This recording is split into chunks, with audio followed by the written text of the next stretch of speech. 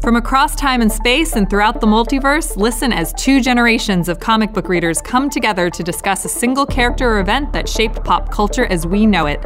Let Your Geek Sideshow presents Then and Now with Susan and Kitty. Hey, what's up, everyone? It's Susan. And it's Kitty. And today we're piloting this discussion to a galaxy far, far away, talking about a dashing rogue who smuggled his way into the hearts of fans across generations.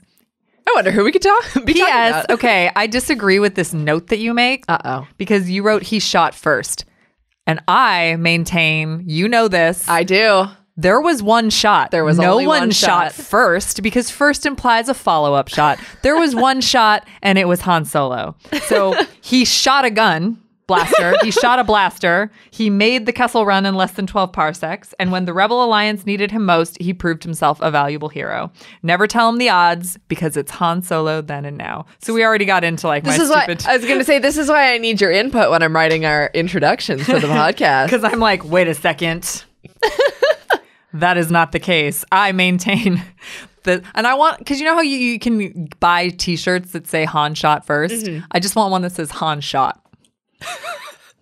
Because there was no, like... There's definitely a market for that, I'm sure. Yeah, I know. And I get so angry. And everybody that I talk to about it, like, is like, just stares at me. Well, I think that's also, I mean, this is a perfect segue into the fact that there is a distinction even in the original appearance of Han Solo between the generations, depending on which version of the films you saw. That's true. That's why we're doing a whole Then and Now. Now, I would like to start out saying I was in love with Han Solo. My entire childhood. Aww. He was like my first crush ever was Han Solo. So I don't know what that says about me growing up into the woman that I am now, but I was just bonkers in love with Han Solo. Like, yeah. So just so you know. Okay, that's good to know. I'm coming from a place of pure like joy and love for this character. Totally. Yeah. And I mean, for me, it's an interesting thing because I have the nostalgia of the original trilogy, but also we've gotten both the quote unquote beginning of his real life in the galaxy and the end of his life, both in the kind of now section, like the modern era. But because the modern, this then and now is going to be very confusing because the now is then and now. And then there's the middle section, which is the then. Because we've got the original trilogy, and then we have The Force Awakens, and then we have Solo. Solo, a Star Wars story. And we wanted to wait to do this podcast until after seeing Solo. And I feel like enough time has passed now that we can divulge certain plot points in Solo. So if you haven't seen it, please fix that. You might want to... But there will be probably some mild spoilers. You might want to put a little bit of a pause on this podcast and come back to it after you've seen Solo, a Star Wars story, which I loved, by the way. It was fantastic. I thought it was such a good adventure. And I was really happy that not every single character died by the end of it, because Rogue One, when I got to the point in the film where I was like, oh no. Yeah. Oh no. But like Solo was really cool to see. I mean, I went into Rogue One going like, oh, they all died. I had that. Oh no, optimism. I didn't have any sort of hope that any of these characters were going to come out alive, because to me that was a suicide mission. Yeah, that's true. But with Solo, you knew that at least two of them were going to come out okay. Three. You know? Lando. Oh, Chewie, Lando. Sorry. Oops. Sorry, Lando. But I totally was like, oh yeah, this is. So I thought I agree. Solo was fantastic. I thought. To be honest, I thought that knowing that they come out okay was going to take away from like the urgency of the plot or like whatever risk they were taking, but it didn't at all. No. Yeah. Because it wasn't so much of is Han going to survive this adventure? But it's like, hey, let's illuminate some of the mystery behind this character who a great deal of his appeal in the original trilogy does seem to come from like, he's so mysterious and he's just hired for this job. Yeah. But I mean, they even gave an origin story to his last name. I know. But I think... Did you like that? I know. Of all the things that I thought would appear in the film, I didn't think... I loved him meeting Chewbacca, though. Oh, that was fantastic. That was such a fan. In a lot of ways, like, this could be a Chewbacca then and now as well because they are so intertwined in their lives. You know, Chewbacca feels that he has a life debt to Han, which I don't know that Han feels the same way because Han is just like, no, I did something cool. We're just buds now. Yeah, and he doesn't seem like a guy who loves keeping track of debts too much. He's just a well, well, it depends on the price, right? Of course, yeah. But it's cool to see. Also, I mean, I haven't seen the original trilogy since seeing Solo because it's been so recent. What? I mean, I don't rewatch the original trilogy every couple of months. But I just put the original trilogy on sometimes. I think I had Empire on like last week. Okay, then I want to know if any of these moments that in the original trilogy, if they're impacted in any way, or it's just, I mean, because it's additional flavor, but it doesn't rewrite what happened in the. I mean, it definitely does not rewrite what happened in the original trilogy. My biggest thing that I noticed is like. To me, it enhanced what Han did in the Battle of Yavin. Like when he comes back to help Luke, that moment I feel like has a bigger impact because you watch all the way through Solo and you watch him leave. Like that's what you constantly see him doing. Like he has to get back to Corellia and that's what he keeps saying. But at the same time, he's sort of making an effort. Like he's always kind of like half-assing a lot of the things that he's doing. Right. And then even with his love for Kira, he like is one foot out the door all the time. One of the notes I had about Solo was in this film, it seems that he's getting enlisted. He's not going out and joining. Yeah. He is getting enlisted for the Imperial Navy, for Beckett's gang. And he's just taking advantage of opportunities, which I suppose one could argue that's exactly what he's doing when he goes back for Luke. But at the same time, I actually think that that's the first time he's made his own decision. And that's like he's not, because he didn't do it for money. He already got his reward. Like he was already, he could have left. Yeah. Like because there was no being sure that this was like, there's something in it for me at the end of this. Right. And like, even when he helps Enfys Nest and the beginning of the rebellion in the end of Solo, like he still gets something out of it at the end. Yeah. And like all that he gets from helping the rebellion in the Battle of Yavin 4 is that he gets like a family, essentially. Like he gets a spiffy medal. You know, well, he got a spiffy medal. Sorry, Chewie.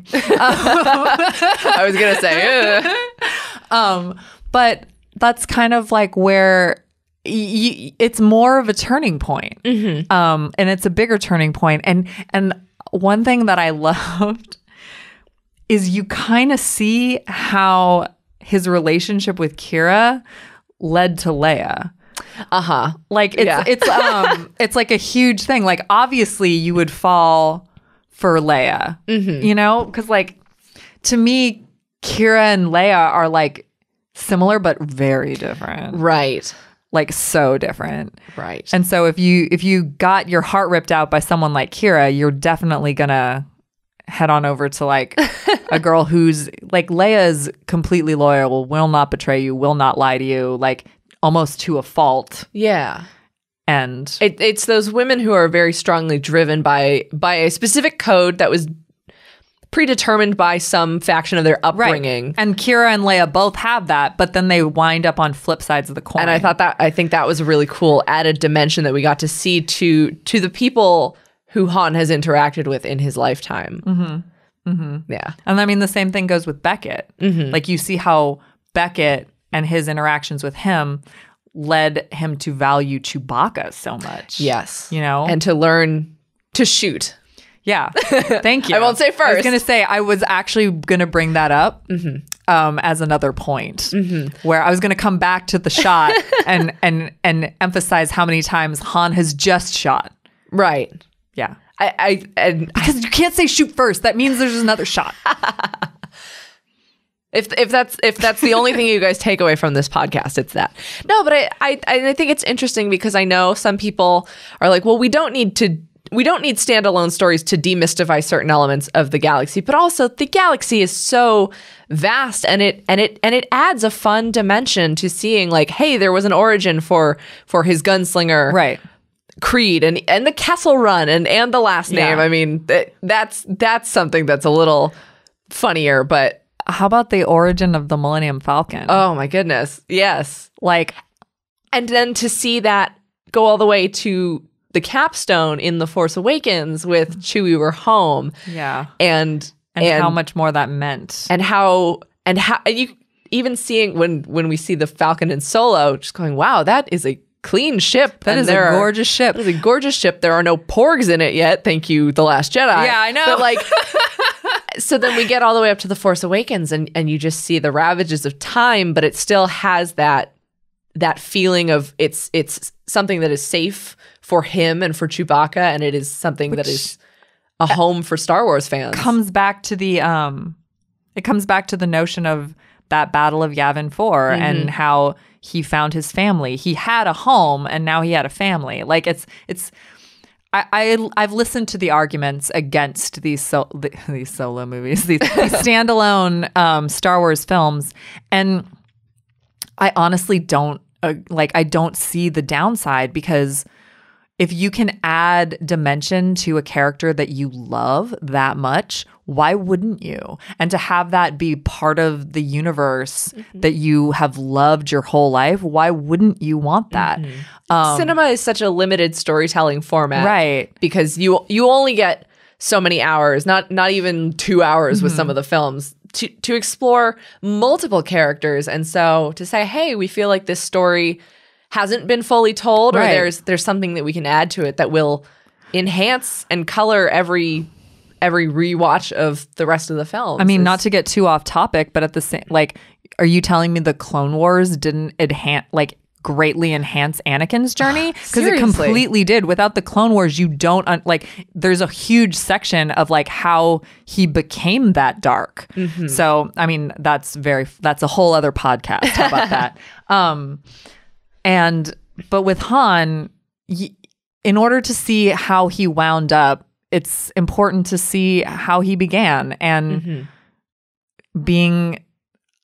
he was always like a little snarky, like that whole trick with the thermal detonator, and it's like, you're holding a rock, and it's like, nope, totally a thermal detonator. Like that was very Han, like. And we also get to see that he was a little naive and he had so much to learn. I mean, obviously, if you're going to do a standalone film, the character has to grow somewhere. Yeah. But we see he has so much to learn, and then we get the fully fledged version of Han, who is still very mysterious in the original trilogy, because there's stuff yet unexplained. And Yeah, and the thing is, I think that that's good. Like, I think that, and the thing is also, a lot of people talk about, well, now what order do you watch these in? Like all that stuff. Like, do you watch the origin first? Like, do you watch Solo before you watch? And it's like, I think it depends on what you're trying to accomplish through your viewings or your sharing of this amazing set of films and a world that you can get lost in. Like, if you're talking about the Skywalker saga, yeah, you probably wouldn't watch Solo before you watch A New Hope. Right. But if you're trying to explore Han's character, honestly, this is how I would do it. I would probably still watch A New Hope first. And then I would probably watch Solo somewhere along the line, probably between A New Hope and Empire, because it's like, you see Han, the first time you see him, he's swaggering in the cantina, and you're like, oh my God. And then he makes his decision. So then, like, let's go back and discover how he came to that decision. I like those flashback moments. Yeah, like a flashback, like kind of like the machete order. Right. Yeah. And so then you watch Solo, and then you go into Empire, where you see him grow even more. So you have the backstory of Kira, you have the backstory of like Crimson Dawn and Emphas Nest and all these things that he came to interact with, and then you see him fall in love with Leia, and this like relationship that will ultimately like set him forward for the rest of the movies that he's in. So that's how I would watch it. I would go New Hope, Solo, Empire, Jedi, Force Awakens. In case you all were wondering. Now, jumping ahead to The Force Awakens, it's interesting because Solo does give an added dimension on the back end, but it also gives a slightly more complete picture of the character. I love The Force Awakens so much, but it's funny for me because I feel like there had been enough time between the original trilogy and the new trilogy that it almost felt like the character of Han Solo had morphed into Harrison Ford, who, I mean, Harrison Ford is iconic. I was like, or was Harrison Ford Han Solo all along? Which came first? Right. And because the whole reason he got the part was because he kept reading. He was George Lucas's reader. Right. So there had to have been some element of Harrison Ford in that character from the beginning. Absolutely. But when we jump to The Force Awakens, and it's not necessarily his film anymore. It's for the original trio to begin passing the torch. Mm-hmm. It's very funny to me because it does strike me as, well, like his absolute grumpiness is Harrison. And Harrison Ford had been the only Han Solo up until that point. Totally. I don't remember how to pronounce who played him in Solo.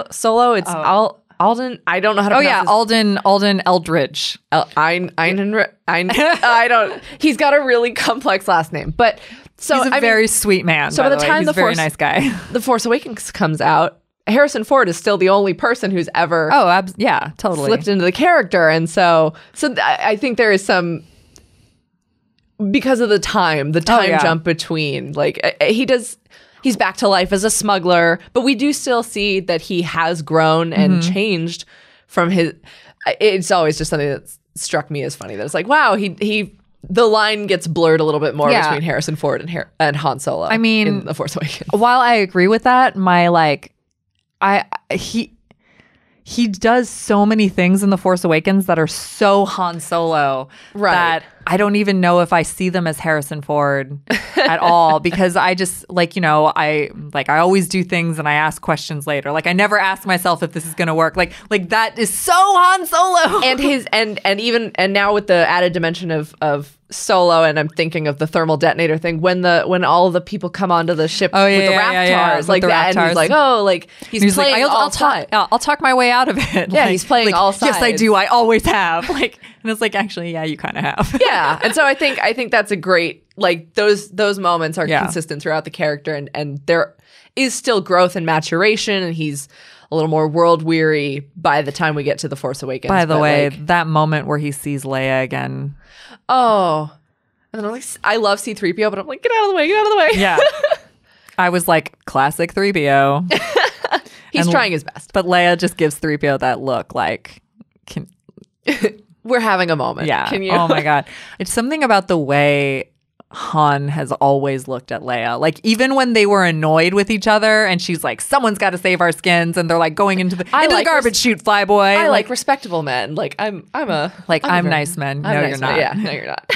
Like their relationship is just so amazing. Mm-hmm. And I mean, part of it's good writing, good chemistry, good directing. Mm-hmm. So, and then some of it's just the pure chemistry between Harrison Ford and Carrie Fisher. And they just stole those movies with this like look. Like, do you remember the beginning of Empire when like Han's like leaving and Leia is looking at him through one of those like those planner things? They're like kind of glass. And they have like, I keep hitting the microphone. I'm so sorry.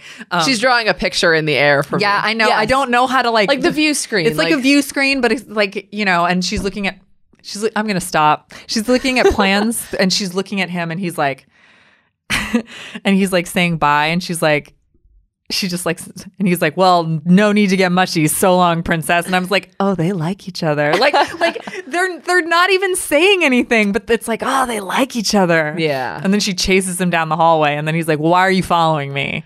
Oh, so good. And that speaks to, I mean, again, Harrison Ford's charisma as an actor. That's what shines through for the character. Han can do and say charming things to get his way with so much as a look, not even using his words, though he does manage to talk his way out of everything. He does manage to talk his way. But yeah, he acts so well with just like a look that you well, and it absolutely makes sense that you as a young woman would be absolutely I was so in love with him. I was so in love with him like for so long. And it wasn't Harrison Ford. It was like Han Solo, because I remember like people taking me to see other Harrison Ford movies. Like he was Jack Ryan for a while, and I was like, oh no, I'm not in love with Jack Ryan. Like Indiana Jones is cool. Like I was in love with Han Solo. It was just that space smuggler, scruffy looking nerve herder. Like I was so into him. Yeah. And then we jump back to The Force Awakens, and like for me, I think the biggest thing that also, when I think he's a lot more weary and obviously older. New jacket. He has a new jacket. New jacket. Same Han, new Yeah. jacket. But he's seen, like, the Battle of Yavin ended well, and the Rebel Alliance ended up being able to overcome the dark side. But by The Force Awakens, he's also seen so much firsthand of that coming back through Ben, through Kylo. I was gonna say, he saw so much victory, but then between Return of the Jedi and Force Awakens, he watched his son turn to the dark side. Yeah. And in seeing that, and in seeing the selflessness of his friends and Luke, it's true, all of it. Like, I used to think it was all mumbo jumbo, but it's not. And so he's seen so much defeat in losing Kylo to the dark side, but he's also seen just what the Jedi and the Force can accomplish through his friends. Right.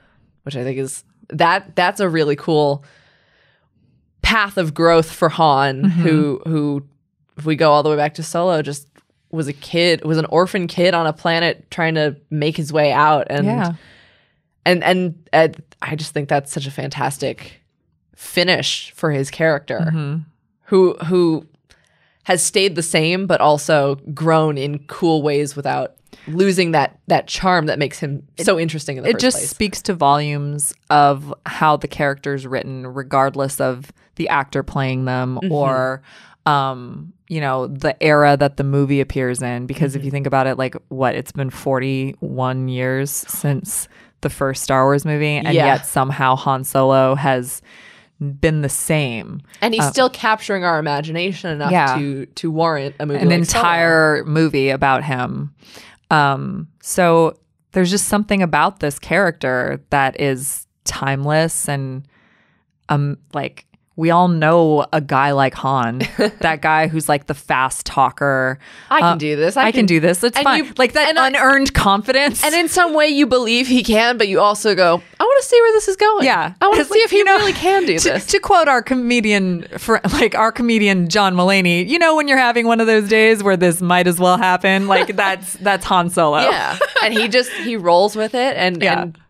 And we get to see that even though he thinks he's the cool loner, that he does have a family, and he's got Chewbacca, and he's got Luke and Leia, and he's got all these people that he won't admit it at first that he does care, but he cares. He admits it, and we know. But he's one of those he's actions louder than words guy.